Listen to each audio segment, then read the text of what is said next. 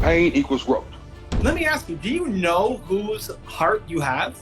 This is my passion. This is my purpose to share my journey. I'm an open book. So Chris messaged me, he DM'd me on Instagram, Yep. and he said, hey, I got my book coming up. And I said, dude, yes, amazing. Let's do an IG Live together. Yes, and I was stoked. and so like that was last week, and so here we are. So for Believe Nation, haven't met Chris before. What's the quick story and tell us about the book? So my background story, so I won't spend too much time on that because you can read a little bit in the book. Two heart transplant survivor and stroke survivor. So I've been self-quarantined for the past almost 6 years, almost dealing with my health issues and stuff. So the book is about how to really deal with pain. It's basically 10 steps that I learned through my 240 days at the hospital that I was in. I was in the hospital for 240 days straight with my second heart transplant in 2016. And so the book breaks down 10 steps that I learned how to get through those days, how I took that pain and embraced it, journal, grew from it. And so that's why I wanted to get out there in the world and made this jump. I finally made this jump out that one word, made this jump probably about a month or so ago. And I've been sitting on the book for about 3 months. I was waking up doing a 9 to 5 still, worrying about money. It was something just kicked into me. That's when I started reading the book again, one word, and I made that jump and released the book. So I'm here now. I'm satisfied. I was worried about the timing because the whole thing with everybody being laid off from work and stuff like that, and it was just the right time. Yes, it was. It was something inside me said, Chris, do it, and I did it. And so I'm here now. I'm happy. I'm hungry to get the word out there, to get my brand out there now, and that purpose. What are some of the steps? Like, take me through.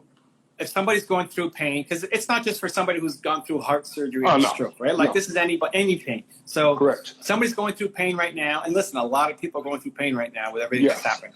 So if somebody's going through pain, what's one of the steps out of the 10 that they need to hear? So the first one, I'll give you the first one is I don't call them chapter, I call them weapons. So you got weapons. So the first weapon is embracing it. Everybody's gonna go through something in life. It's gonna happen one way or the other. You won't get hit in the mouth one point in time. I don't care if you was born with a spoon in your mouth or whatever. At some point in time, you won't go through some type of pain in life. And the first step is for me was to embrace it. Pain equals growth. Just like in the gym, I'm a fitness trainer too. So I tell my clients, you got to go through some type of pain to grow. And so that's one thing. The first weapon is about embracing it, taking that pain and learning something from it. There's some type of lesson in there that you can learn from it, either mentally, physically, but it's going to be something in there that you can learn. So the first weapon is embracing it. I love it. And just growing from that. I love that as a step, dude. I love that. Yeah. Like when I broke my neck, that was like, okay, how do everybody's telling me go home. Like, I want to see how far I can take this. Like, this is my chance to show myself what I'm made of. Let's go. Yeah. And even though the Kansas City, like, it's so cool that you were there. Like, there was only, I don't know, like 30 people in that room or something. Yeah, it was about 30. It's about 30. And so like you were one of the 30 people of my first speech after, and still having the concussion. Yeah. So it's a, special moment. For people who are struggling to understand that, because people want to play the card of complaining and like why did this happen to me, as opposed to embracing it seems like a weird idea. So how do you tell that person who's struggling right now, hey, embrace this? So you're human, so of course you won't have those questions. It's gonna come to a point where you won't ask yourself, why is this happening to me? And that's not an answer that I don't think you really are fine until later on down the line. I'll give you an example. So wait, say that again because it rhymes. Say that again. Do you remember what you said? It's like, wait a minute, that had some rhythm to it. You don't realize that you're fine until later on down the line? On the line, yeah. Damn. You're not going to remember. Wait, did you just make that up or is that? I just made that up. All right. I'm trying to do natural. Stoked for the book, you said you want to go natural. So I love it, man. I'm not going to do no notes and nothing. So I'm going to go natural. But so give me a prime example. So after my first transplant in 2012, I took a job in Texas. I moved the family down there in Texas. And I was working a 9 to 5. I was the area manager for T-Mobile. And I was down there by myself. My family wasn't down there yet. And I sat in the living room and I said, I need to make a bigger impact on my life. I didn't go through what I went through for my first transplant just to do this 9 to 5 where I'm just doing it just to have a paycheck coming in. 2 weeks later, my heart started rejecting. It wasn't my fault. It was medicine was sent to me wrong. My heart started rejecting. So instantly I started saying, why is this happening to me again? Why is this? Why am I going through this? Why am I taking my family through this again? So it came to when I was in the hospital, and and I had to learn that I asked for this. I asked for it. I asked for it to make a bigger impact on my life. And so what did he do? He brought me back through it. He put me back in the hospital for 8 months straight. I had 8 opportunities to get a heart, but my heart the antibodies just kept failing. But I woke up every morning at 8:30 and act like that was just my apartment in the hospital. I was learning how to embrace it. I had to move in an exercise bike. I started preparing my body for the outcome. I ordered bands to work out, so I knew what the recovery was gonna be like. But I asked for that. I asked to be taken back through that. That's why I had to learn how to embrace it. And so I'm here now. So yes, I do a lot of work with American Heart Association. I'm kind of like their poster boy, which I love. But this is my passion. This is my purpose to share my journey. I'm an open book. I'm a tour guide. I'm not gonna be a travel agent and tell you about something. I'm gonna be a tour guide and show you how to get through. I'm gonna ride along this way with you. And that's what I truly believe about embracing that pain. It's a reason why we go through things. And we're not going to find an answer right away. It's going to be a minute before you find an answer. So how long did it take you? So you realized, okay, your heart's not working. The new heart's not working. Like, oh my God, I got to go through this again. Are you kidding me? Yeah. How long did it take you to go from the complaining, negative, why me, to, okay, this is life, let's go?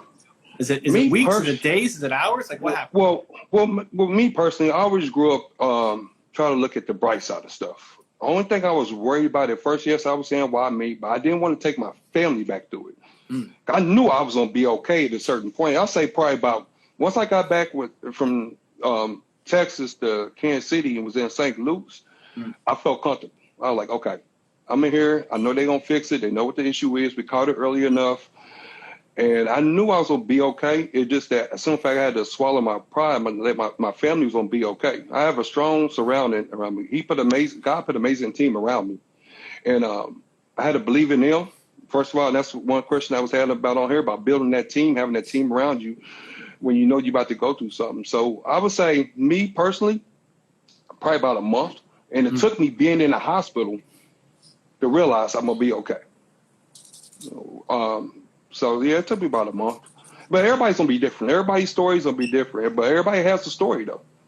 Everybody has a legacy in a story. It's just about them getting it out there. So your story might not be like mine, but you have one. But you went. I think the faster you can get there, man, that's when the recovery actually starts. Yes. 4 days before I met you is when I had my accident. And I passed out. I went unconscious and hit my head on the wall, and that's where I had the concussion and everything. And I woke up on the floor, my wife over me, crying, blood everywhere. I didn't even know what happened. I sit up, which was probably not the best thing to do, but I get up, and the ambulance gets called, and the firemen show up. Firemen got there before the ambulance, and they're asking me to describe what's happening, like what's going on with you right now. Like, can you pull my fingers and all these kind of tests? And I said, I don't know, a bit of a headache, but I feel fine. And then I said, oh, my left hand, I can't feel my left hand right now. Wow. It's gone. Like it's no sensation. And then, oh, guys, my whole left arm is shutting down. And then now the same thing on the right side. Like my right hand is gone. My arm is gone. Like I can't feel anything here. They think I'm having a heart attack. They said, like, this is classic signs of a heart attack. In my head, though, and maybe I'm just super messed up, but in my head, I'm thinking, man, I'm staying calm through all this. I'm like the greatest patient of all time right now. Like I just lost, I can't feel my arms. on either side, and I'm just Yeah. calmly explaining. So that's like the voice you tell yourself instead of saying, "Oh my god, oh my god, oh my god, oh my god, I can't feel my arms." Right? Say, guys, I can't feel my arms at all, and telling myself I'm amazing.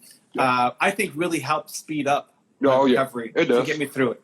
Yeah, and you got to find that I call it your temple. And my temple was a gym. It used to be basketball until I had my transplants. And when I say your temple, it's where you go to just block everything out, and it's just you. You just focusing on what you need to do to get through it. And right now, yes, it's the gym. It could be you playing chess. It could be you reading a book. But finding that temple, that's something that you can just go to, and it's just you. It will help you get through that faster too. That's why I asked them to bring in the exercise bike or the wrist bands and stuff. I walked around the hospital floor several times to feel like I was doing something. I'm not just sitting around feeling sick. I used to tell myself, I'm getting better. Even though I was waiting on a heart transplant, but I'm getting better.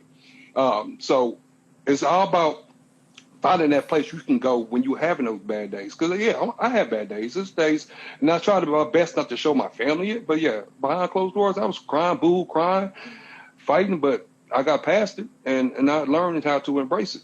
And the working out was my temple. So people just got to learn to find a temple, that place they can go to block out all the pain and necessary and stuff like that, especially when it comes to mentally. Let me ask you, do you know whose heart you have? No, I don't. And that's one thing. So even after the first one, I still don't know about the first one. So right after the transplants, you send just like a thank you letter because the family is still grieving. And that's all done through Midwest transplant team. And so you just send them a thank you letter, but then you try to follow back up within like 3 to 6 months. And I did that, and I need to update them about what I'm doing now. But it's always up to that family to reach out, and they haven't reached out yet. So you get to send an automatic letter? Right away? But then I could take it to the hospital, and there's a team down there that make sure the family gets it. And so I need to do that. I need to update it since I released the book, because I dedicated one of my dedications is to a guy named Mike Paros. And I met him for a short time, and he made an impact on my life, how to look at things. And we only knew each other for maybe like 3 or 4 months. He had a heart transplant right before I had my first one. And he came back in the hospital, Evan, and said he was having complications and he was going to be fine and stuff like that. He passed away the very next day. It hit me.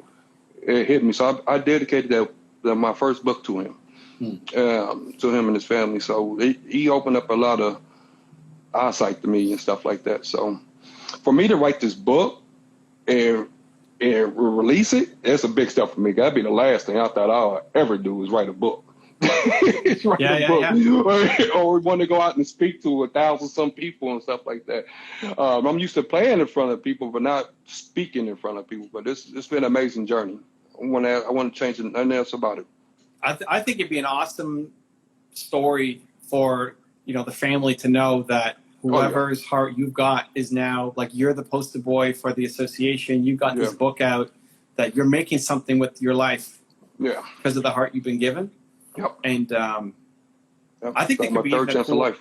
Yeah, man, that could be and you're using it. Yeah. Like, a lot of people get the chance, but then. Yeah. That's why I'm trying to explain. This ain't even my story just yet. This is just my steps I did. Well, I still do to this day. I still apply to this day. I went through the depression. I hit that depression wall. So there's all that's in there in this book, but it ain't my story just yet. So I ain't released my story. I'm still writing that, and he's still writing that. So, but it's been an amazing journey.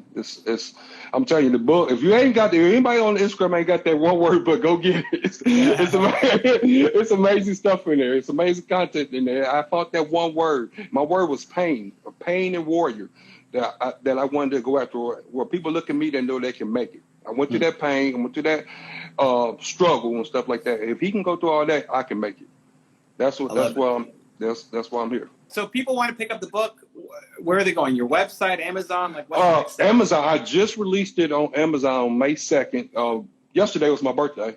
You can go to Amazon.com. It's on there. I just released it on there. I have a couple of promotions going on where I'm doing a couple of 21-day challenge with my fitness stuff on there, where you can win a free fitness session, which I can do a virtual. I can use Zoom, write you up a fitness plan. I'm gonna give away with that some new shirts that we got releasing. So all that. So. And what's the name of the book again, so people can go find it? 10 Daily Weapons of a Heart Warrior. Daily Weapons of a Heart Warrior. Okay, this is where you hold up the book and you show people. There, okay, that's what okay? There's purpose for your pain. Okay. There's purpose for your pain. I love it. Well, I'm waiting on my copy. I'm looking forward to seeing it. And dude, I'm so pumped for you. I mean, I know as soon as you sent me that DM, I was like, let's hop on an IG Live. I want to get the story. Like, it's awesome, dude. And you've got such a great energy, and that you're doing something with your third chance at life and making it count. I want to thank you for everything you're doing. Everything you're doing, you're still doing. That time in Kansas City, you don't know how much that made an impact. That you still came and did the show, the event. That you just broke your neck. So that type of inspiration and passion means, I mean, you could have said 2 words and left, and I still would have been impacted. You know what I'm saying? Just because you still came and showed up. I'm a pain warrior too, man. Yeah. You embraced it. That's good. You got a good team member, yo. You got a good team member. Your wife wasn't playing that. Say, nope, it's time to go. You gotta go. Yeah. Actually, so just a super quick story. So I knew she was watching my lips because when my lips got dry, that's when she was going to pull me out. Uh-huh. And so after about an hour, I could feel myself starting to fade, but I kept licking my lips. So that she wouldn't pull me off. So I stayed an extra half hour longer than I probably should, just so I didn't get the pull out. So anyway, but no, I'm blessed. Cool, man. Well, I'm so pumped for you. Thank you, sir. Thank you for having me. Can't wait to read the book and get it in my hands, and just lots of blessings, and keep doing what you're doing, man. Yep. Thank you, sir. Thank you for having me. All right. Much love. Believe. Ciao. If you have a podcast or interview show and want me to be a guest on it, I have 2 options for you. There's a link right there next to me. Go click it, and I look forward to being a guest on your show.